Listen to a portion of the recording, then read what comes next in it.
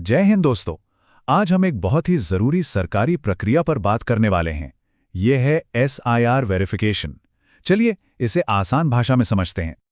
तो आज हम क्या क्या जानने वाले हैं। सबसे पहले समझेंगे कि ये पूरे देश में चल क्या रहा है।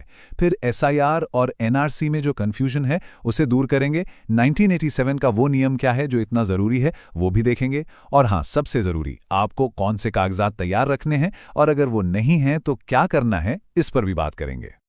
तो चलिए सबसे पहले ये समझते हैं कि ये राष्ट्रव्यापी सत्यापन आखिर है क्या और अभी असल में जमीन पर हो क्या रहा है। देखिए, देश के कई हिस्सों में और खास तौर पर उन 12 राज्यों में जहां चुनाव आने वाले हैं, एक प्रक्रिया शुरू हो चुकी है। इसका नाम है SIR यानी स्पेशल इंटेंसिव रिवीजन। इसमें हो ये रहा है कि बूथ लेवल ऑफिसर, जिन्हें हम BLO भी कहते हैं, घर घर जाके जानकारी इकट्ठा कर रहे हैं। हो सकता है वो आपके घर भी आए हों या आने वाले हों। अच्छा, अब उस सवाल पर आते हैं जो सबसे ज्यादा लोगों को परेशान कर रहा है। ये SIR और NRC आखिर हैं क्या? क्या ये एक ही चीज है? जी नहीं। चलिए इनके बीच का फर्क बिल्कुल साफ साफ समझते हैं। इसको ना बहुत आसान तरीके से समझिए। SIR का लेना देना सिर्फ और सिर्फ वोटर लिस्ट से है।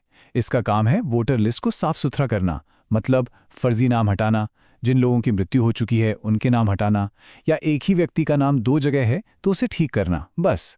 दूसरी तरफ NRC है। इसका सीधा संबंध इस बात से है कि कोई व्यक्ति भारत का नागरिक है या नहीं। तो दोनों बिल्कुल अलग चीजें हैं, कंफ्यूज नहीं होना है। तो जैसा कि मैंने कहा, SIR का एक ही मकसद है ये पक्का करना कि जब चुनाव हो तो मतदाता सूची बिल्कुल सही हो, उसमें कोई गड़बड़ी ना हो। ये किसी की नागरिकता का टेस्ट बिल्कुल भी नहीं है। और वहीं अगर NRC की बात करें तो ये एक पूरी तरह से अलग प्रक्रिया है। इसे खास तौर पर यह तय करने के लिए बनाया गया है कि कौन भारत का कानूनी नागरिक है और कौन नहीं। इसका दायरा बहुत बड़ा और गंभीर है। अच्छा, भले ही ये दोनों प्रक्रियाएं अलग अलग हैं, लेकिन एक चीज़ है, एक नियम है जो इन दोनों को कहीं ना कहीं जोड़ता है, और वो नियम बहुत ज़रूरी है। ये साल 1987, यही है वो कड़ी। हमारे नागरिकता कानून में एक बदलाव हुआ था, जिसकी वजह से चाहे SIR हो या भविष्य में कभी NRC हो, आपको ये साबित करना पड़ सकता है कि या तो आपका जन्म 1987 से पहले भारत में हुआ था या आप उस साल से पहले से ही लगातार यहाँ रह रहे हैं। अब आप सोच रहे होंगे कि ये 1987 की तारीख इतनी ज़रूरी क्यों है, इसका असर कितना बड़ा हो सकता है।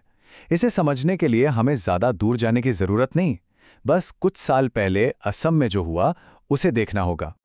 असम में जब NRC हुई तो पता है क्या हुआ? लगभग 18 लाख लोग, जी हां, 18 लाख लोग ऐसे थे जो 1987 से पहले की अपनी मौजूदगी के पुख्ता सबूत या कागजात नहीं दे पाए, और नतीजा ये हुआ कि उन्हें लिस्ट से बाहर कर दिया गया। ये नंबर हमें बताता है कि तैयारी कितनी जरूरी है। और इसी वजह से हम अब इस चर्चा के सबसे जरूरी हिस्से पर आ गए हैं। तो सवाल ये है कि हम सबको, और खासकर जिनकी उम्र 40 साल से ज्यादा है, उन्हें कौन कौन से दस्तावेज बिल्कुल तैयार रखने चाहिए। इसे आप एक लिस्ट की तरह देख सकते हैं कि कौन सा कागज कितना मजबूत है। देखिए, सबसे मजबूत सबूत है आपका जन्म प्रमाण पत्र। अगर वो है तो बहुत अच्छी बात है। उसके बाद आते हैं जमीन या घर के पुराने रजिस्ट्री के कागजात, जैसे केवाला या बेनामा। और हाँ, अगर आपके पास 1987 से पहले का वोटर ID कार्ड है तो वो भी एक बहुत ही मजबूत सबूत माना जाता है। लेकिन यहाँ एक बड़ा सवाल उठता है, अगर किसी के पास ये पुराने दस्तावेज हैं ही नहीं तो फिर क्या होगा? क्या कोई रास्ता है? तो घबराने की बिल्कुल ज़रूरत नहीं है। इसके लिए भी एक पूरी कानूनी और आधिकारिक प्रक्रिया बनाई गई है। और अच्छी बात यह है कि अगर आपके पास ओरिजिनल डॉक्यूमेंट नहीं है तो भी एक कानूनी रास्ता है। आप एक हलफनामा, जिसे एफिडेविट कहते हैं, बनवा सकते हैं। इसके लिए आपको अपने नज़दीकी कोर्ट जाना होगा, एक वकील की मदद लेनी होगी, और हाँ, आपको 2-3 ऐसे गवाहों की ज़रूरत पड़ेगी जो आपसे उम्र में बड़े हों और आपकी उम्र और पते की गवाही दे सकें। तो चलिए अब तक की सारी बातचीत का जो सार है, जो सबसे ज़रूरी बातें हैं, उन्हें एक बार फिर से दोहरा लेते हैं। तो देखिए, मूल मंत्र बिल्कुल साफ है। तैयारी, तैयारी और बस तैयारी। इंतजार मत कीजिए कि जब जरूरत पड़ेगी तब देखेंगे। अपने दस्तावेज अभी से खोजना और उन्हें संभाल कर रखना शुरू कर दीजिए।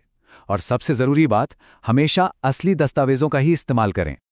और सबसे बड़ी सलाह यही है कि किसी बिचौलिए या एजेंट के चक्कर में बिल्कुल मत पड़िए जो आपको शॉर्टकट बताने का दावा करे।